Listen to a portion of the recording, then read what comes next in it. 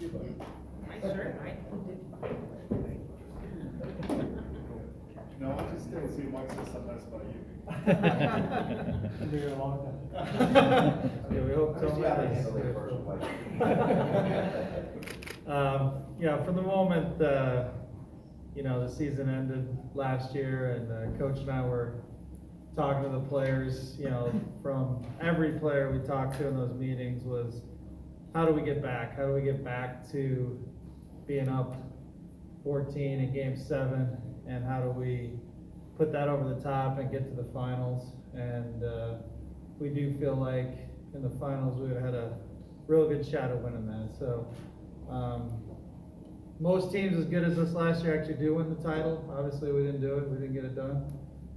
But even if they don't win that year, more often than not they go on to win in a future year. So we feel we're very confident going in that we've got a great shot. It's going to take a lot of work, a lot of effort by a lot of players. We're going to need new players to step up, but we're excited about the season. I mean, we've got players who all season are like, let's get to this day and let's get going. And to be frank, I've had players that aren't like that, but we got some, as they call themselves, dogs that are ready to play, are playing all off season because they love basketball, and now they're ready to play some real games. So let's get started. Daryl, for years now, and it seems like you've gone after Carmelo every time he's available. What are the 1, 2, 3 things about him that just keep you coming back? Yeah, I mean, we love talent at the Rockets. I think we have a lot of belief in Coach D'Antoni and his staff that if they get players who have ability, and even if in recent past maybe they've had some bumpy roads where the fit maybe hasn't been good, we feel like our players and our Chris Paul and James Harden and our coaching staff can really get the most out of guys with talent. So Gerson and Jimmy Paulus and Eli and everybody, Monty, everybody on our staff, we really look for players who they've got talent in other places that maybe people aren't appreciating, but will work even better when they're here. And that's probably been the main focus with Carmelo. We feel like put in with our great players, we'll get the most out of him. Mike, can you talk about, one of the things people said last year, obviously, you guys are great offensively, but it was the defense that was talked about so much and losing a couple of pieces. Are you confident that defensively you guys can play at that level again this year? Yeah, I'm confident. Obviously, we have to show it, and that's probably the key to. We're going to be good offensively. Even I couldn't screw that up. So defensively, we got to do what we did last year, and we think we were on that track, and we had some great pieces help that, and now it's just a lot of hard work and slogging through it and get us where we were last year. Mike, how much of the challenge, especially given the expectations that Tillman mentioned and Daryl has mentioned, is to... Oh, because you guys have never mentioned the expectations. I assume you don't care what we expect. Okay. Yeah. How much of it is that you are starting over, that you're not in the Western Conference Finals in September and October, and it has to build to the team that you were, as opposed to having players think that you just pick up where you left off? That'll be the first message tonight when we have our team dinner, that you don't start where you left off. You start from the starting line, and everybody thinks they're going to win a title this year. There's 30 teams that are going to try to get it, but that's probably the hardest thing. Now, it's a little bit easy for us. We didn't win anything. We had a great year, great, but we still should be, and I think we are. If we're not, then we've got other problems. But we're as hungry or as hungrier than last year to get this done. So complacency will not be a factor at all. Now, you do have to go through the drudgery of the first practice, the second practice, the 120th practice. You've got to do it, and we have to be sharp. And each day we'll have to build on something. But with our players' mentality and what is at stake and what they want, that shouldn't be a problem. What about your own expectations? Do you expect the same? Hey, I'm with them. I mean, I'm not won anything, so, we felt like we were really good last year, really, really, really close. And that feeling is still with us. And, we think that if, the Houston Rockets can solve the Houston Rockets and play at the highest level that we can play at, we can win. Mike, do you have going into camp, do you have a situation in mind for Melo, bench starting, how it will be handled, or does so much of that depend on how things play out in the next Right. month? Well, I would lie to say, I don't know, we'll see how it plays out. Obviously, you have to. You sit around all summer thinking about what you can envision. But I think I'd be foolish also to make it to there. We'll see how it fits. I don't know how they play together, they fit together. We have a great analytics team that will help gut feelings. So we do a lot of it just scientifically that this is the best way to go. And every day now, again, I'll go in today with, that didn't work, this better than this. I don't know how good James is. I don't know how good Marquise Chris is. Will Nene be okay? We got all kinds of question marks. But they usually play out, and you give everybody the best advantage you can in situations that you can, and then watch. That's why you play the regular season, to get to the end where we're playing the best basketball possible and everybody feeling good about what they're doing. And there'll be some bumps and highs and lows, but I just know that everybody's excited to find that, because we have a lot of talent that want to make it work. You had Carmelo before, he's a different player now, and obviously the pieces around him are different than the guys you had in New York. How do you envision him fitting in terms of what he likes to do Right. with what you have to do now? Well, the game's changed a little bit since, that was in 2012, if I'm not mistaken. So, it's changed. Team obviously has changed. We play 1 in, 4 out. So you can call him a 4, you can call him a 3, you can call him a 2.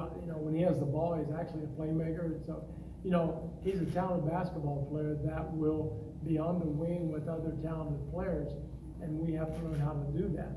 Our offense is very simple in the sense of great players make great plays. And it's been a great offense because of the talent that we have. He's going to fit in, and then we'll see exactly where and how and when, and see what we have to change up for him and see what he has to change up for us. But basically, everything that we did last year, the formula that we think really works, will be the same, and it should be enhanced, and try not to deviate too much to accommodate people. Most of it's got to be toward what we do. Chris Paul made that adjustment. Melo will make that adjustment. James Ennis will make that adjustment. All the new guys will make that adjustment. So, again, it's just like USA basketball. If you got a lot of great, talented basketball players that want to make it work, and it does not matter what the name is on the back of the jersey, but what counts as Houston Rockets, then we're gonna make it work. You guys really kind of took off to a even higher level once PJ got in the starting lineup last year. Is the success that you had with him in the starting lineup a major factor in kind of determining how you go forward this year? Yeah, that you can't discount that. Again, we'll look at everything, and just you mentioned PJ. It's funny. To me, PJ Tucker is one of the best players in the league. And I know a lot of people, and he was like right 80 something. I don't even know what it was. You got to be kidding me. Here's a guy that plays maybe the best defense in the league. That's half the game right there. He might be the best, if not one of the top 5. Now you got a guy who's shot 40 since he started, 42% from threes, 47 from in the playoffs. Really? I mean, there's a lot of guys shoot better than that. And a guy that will get every loose ball, every chemistry thing, every play he is playing all out. I don't know how we judge people. I'm like, it cracks me up, because what is the criteria of being a great player? That is a great player. He's a great player on our team. Any team, he's a great player with. Now, if you ask him to be James Harden, no, he's not James Harden. But James Harden's not PJ Tucker either. So he's an unbelievable player. So whatever his role is, and whatever everybody's role is, we've got got players that will fit with each other and play that role perfectly. Can PJ and Melo play together as a forward tandem? Do you need to kind of stagger those minutes? That's something that we'll work out. I don't know yet, to be honest with you. In a perfect world, I always loved Melo at the 4. Even in New York, I liked it there. We weren't structured in New York to have that, make that possible as much as we could. The analytic numbers will bear that out. We will try that. We will try some, PJ at the 5 and Melo at the 4. We'll play them together 3 and 4. There's a lot of things that we could do. And a lot of it depends on other players also. If other players step up and they're playing well, then you just gotta figure something else out. So, again, we've got a lot of levers to pull, a lot of things that we could go to, and that makes this really interesting and fun. Daryl, could you address how Brandon Knight's doing? Yeah, so he's gonna be out for the training camp and preseason. He has an infection that's clearing up. And then at the end of, sort of the preseason, we'll have an announcement then and reevaluations to see where he's at that point. When you say infection in his knee? Yeah, an infection, yeah. Mike, you mentioned earlier, obviously, how much the game has changed. When you get to this point and you have a team like this, with all these guys we're mentioning, James, DJ, Carmelo, is it easier at this point to kind of get everyone to buy into that sort of positionless basketball because of how much the game has shifted? Without a doubt, I think there's a lot of factors. One is that you have stats and hard evidence that you can show, hey, it's just not, I think this works, It's not one of those deals. They don't have to believe me. They can look and see it.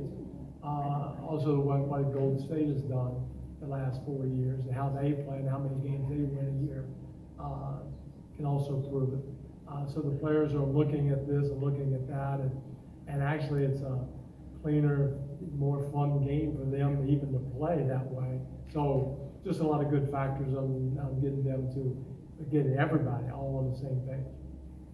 Mike, having played Golden State in the 7-game series, you learn a little bit more about what it takes to win a series against them? Yeah, it takes playing really good.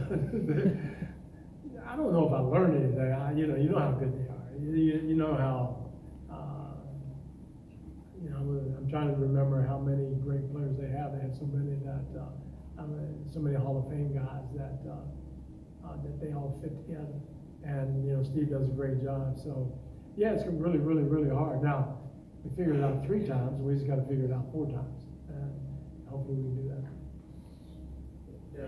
Last You say question. that Carmelo's talent is something that you desire, but it's always more than that with you. Is there something that you saw in his game, or an analytical aspect from the last season or 2, when big picture it doesn't look like he's playing well as he played, but you see him play well? Yeah, I mean, I think you've seen we've had a good track record with our staff of finding guys like Melo who'll do better in our system. I mean, specifically things to call out. I mean, he's always been a very good shooter. Obviously, that's something we value. Another thing is the way teams are guarding us. Often that gets us into isolation. He's always been one of the best isolation scorers in the league, even though obviously that's talked about both good and bad in the league.